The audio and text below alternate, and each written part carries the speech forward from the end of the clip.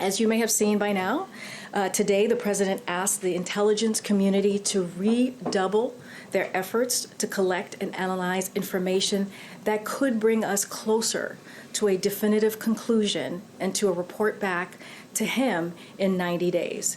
Back in early 2020, the president called for the CDC to get access to China to learn about the virus so we could fight it more effectively.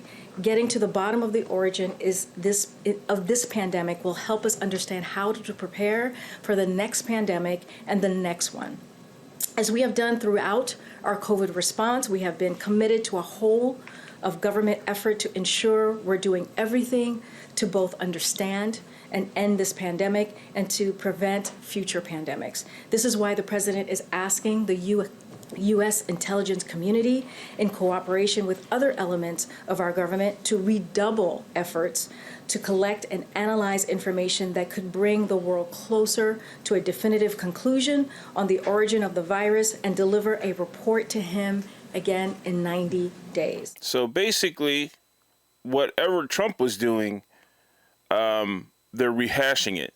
I like the use of the word redouble. Redouble the efforts to find out what the origin was for the coronavirus.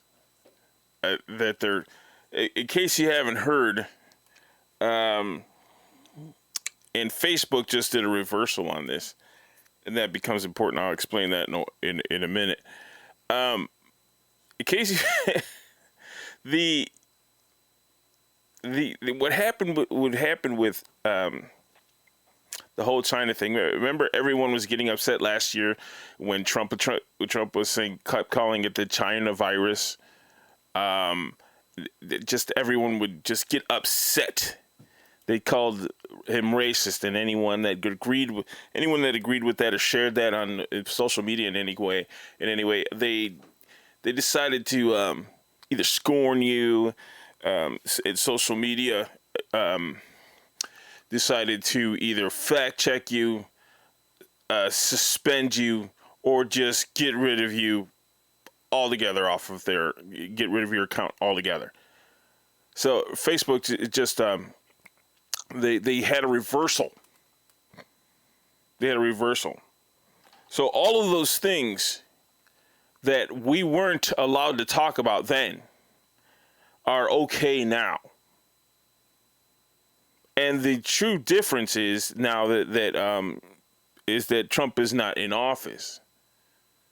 Right? Their guy is in office. It was an endless series of just nastiness from everyone, from Google, YouTube, Twitter, Facebook. Just an endless sea of nastiness. And then when people would challenge it, like in the case of the mask, in case you haven't heard, there's been several stories out now that the masks weren't doing anything other than making people feel better. But how many stories you've heard time and time again of people doing everything that they were asked of, not going out certain places, 6 feet of space or more, and the mask, the just endless, just barrage, the endless, just this religion that the mask became. And just recently, and just in a small note, let me share the small note. Mask and respirators,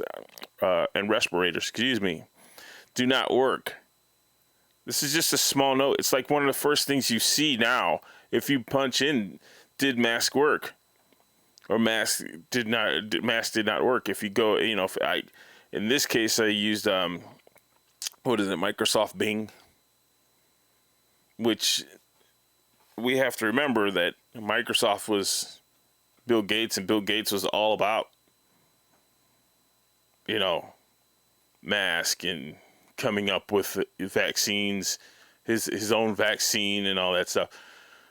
So like the very first thing that you punch up when you say mask did not work or did mask work is this note that says, again, mask respirators do not work. They have been extensive randomized controlled trial studies and meta-analysis reviews of RCT studies which all show that masks and respirators do not work to prevent respiratory influenza like illnesses or respiratory illnesses believed to be transmitted through droplets and aerosol particles. They literally do not work. This isn't new. Nobody thought. I take that back. In common sense, which was being stripped of us every single day by filling our heads with fear, the mask thing, could not possibly work. It was only there. And going back to Fauci,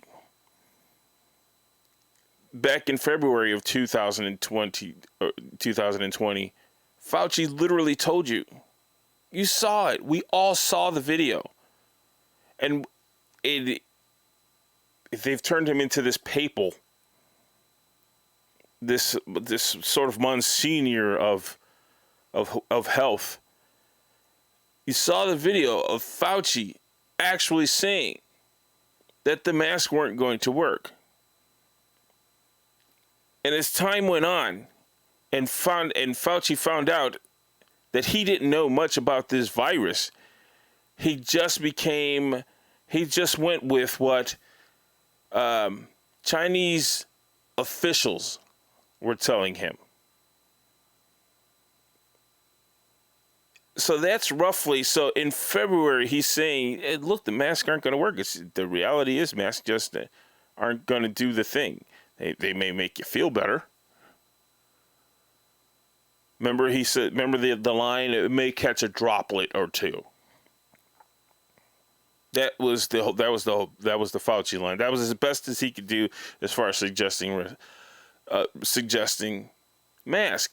When we get to roughly around March, in the April, where they started shutting things down, he found out that he didn't know anything about the virus. So where did he turn? He turned to what now is being considered the origin. I mean, don't get me wrong. It's always been the origin. It's always been that. China. Not the Chinese people, but a lab in China. We find out just recently that this is something else that's been shared way back in like spring of last year of 2020, early spring of 2020, was that the United States funded the testing, the gain of function testing. And I explained this the other day. The gain of function testing is basically you're poking the bear, you're prodding it to see what it will do. So as they're studying this virus, they're poking it, and maybe teaming it up with other viruses. I don't know, splitting it, whatever it is that you do with a virus. Not a virologist or epidemiologist or any of that. But whatever it is that you do to a virus to provoke it, that is basically where the COVID-19 came from. And the United States was funding it. Now, just a couple of weeks ago when you saw Rand Paul and Fauci going at it, and Fauci said that, we do not fund gain of function. Well, you don't have to fund it.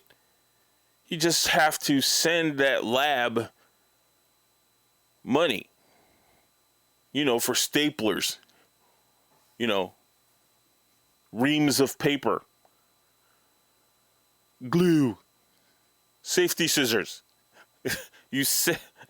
office supplies, right? You send that lab money. You don't send that lemon. You don't write the. You don't write on the description of the check gain of function. For gain of function, this money is specifically for gain of function.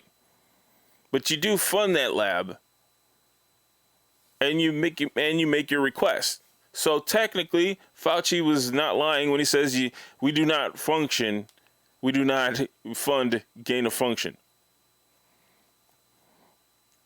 testing.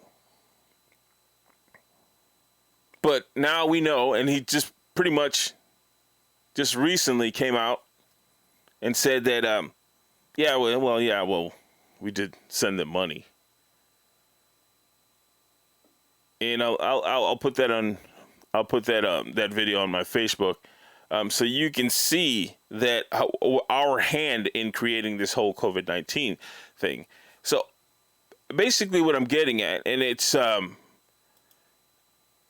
even like with the hydroxychloroquine.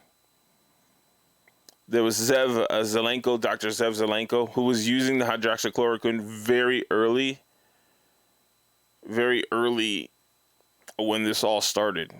He studied how Korea was fighting it, how France was fighting it, and they were just making cocktails, azithromycin. You have to pardon me, I don't remember the other one, but they were making these cocktails with hydroxychloroquine. Now if you see the Zev Zelenko story, Dr. Zev Zelenko stories, you will see that that some people claim this here's Dr. Zev Zelenko. You'll see that some people claim that he treated 700 people. Now that's false. 700 people with hydroxychloroquine. That is absolutely false. He saw 700 people with roughly, so it was like 699 patients that he saw that had the coronavirus. He did not treat them all with hydroxychloroquine. He treated some of them with good advice.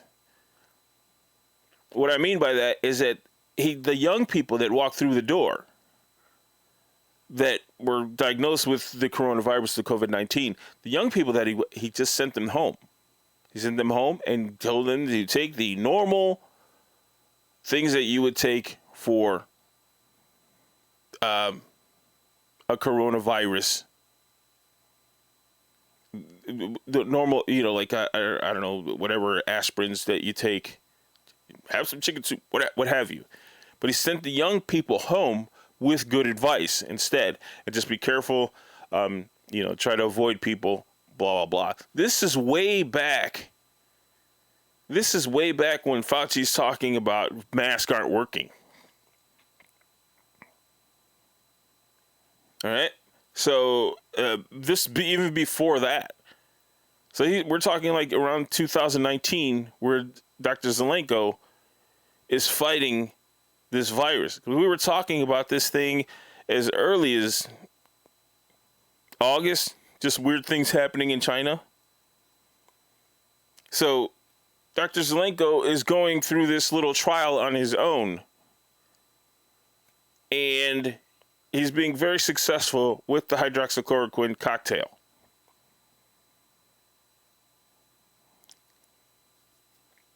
And then as he shared it with our government, the then president, the president mentions it, and of course, the rest is history. Nobody believed in it.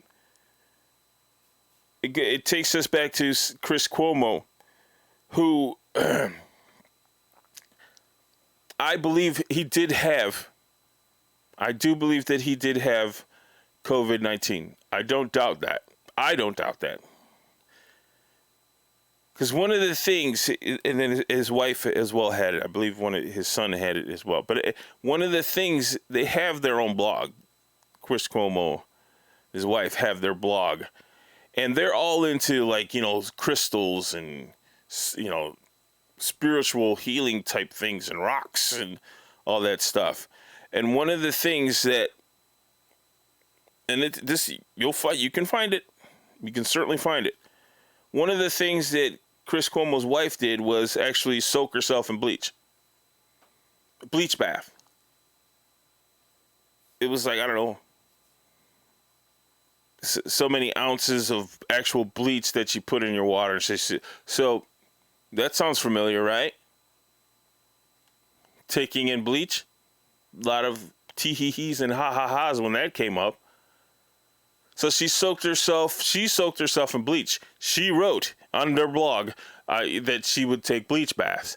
What Chris Cuomo's approach was he took chloroquine.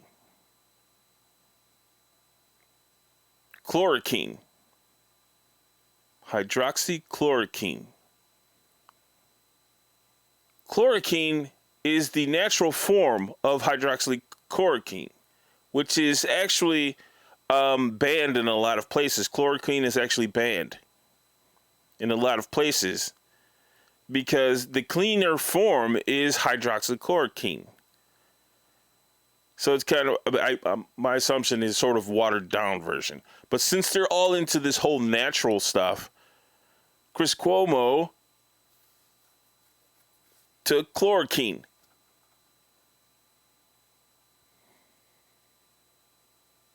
What do you know? What I'm basically getting at is we went through hell. The people that challenged the narrative, people that challenged the narrative at all on social media, again, lost their accounts, either got suspended, pardon me, they were ridiculed, they were mocked, we were laughed at, and all anyone wanted to do was get to the bottom of something. So we could all get on the same page. And then so many television zombies sat in front of their freaking, the old term, boob tube, and just waited. Absolutely shut their minds down and waited for someone to tell them what to do.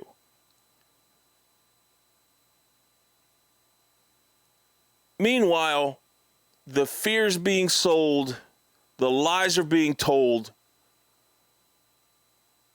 and the politicians got far too bold.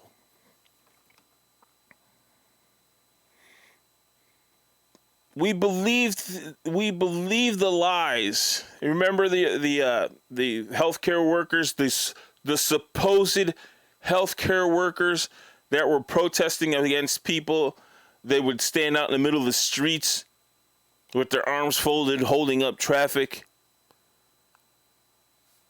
And then there's like countless video of them getting caught and they're not even real. They weren't even real. They were just people dressed in scrubs. Just the image alone, that worked.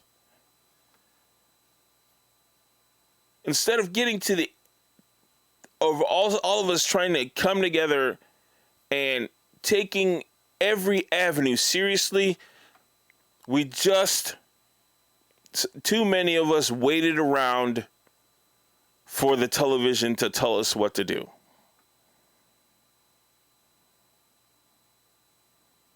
And all of those things that were questioned or shut down in the past are coming to surface right now.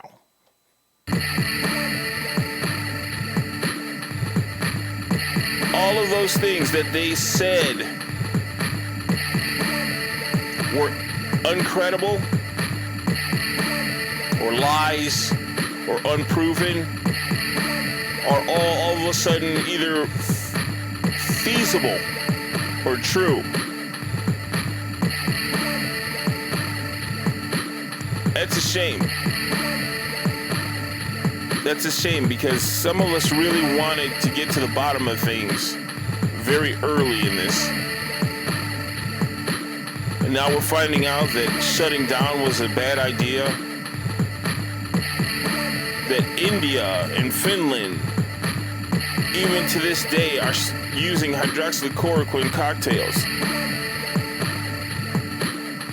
And of course, some social media aspects, some internet aspects will tell you, well, you know, their numbers are falling, but it has nothing to do with the It's Florida still using, doctors are still using hydroxychloroquine. There are doctors that are using the hydroxychloroquine cocktails to this day. It is not the end-all be-all, but it was doing a very good job of saving lives. And as far as the young people needing it, that's Joe Rogan was right. Why risk getting the vaccine at a young age? If you're under 25, why get it? That's neither here nor there, because that argument is still out there, and who knows? They'll be glad to shut me down if they think I'm getting too close to the truth. But anyway, Ada Jet Noise, ADA Jet Noise, Rumble, Facebook, YouTube. Thanks for joining me today, and hopefully I will see you soon. Until then, big hug, be good, be still, enjoy your life.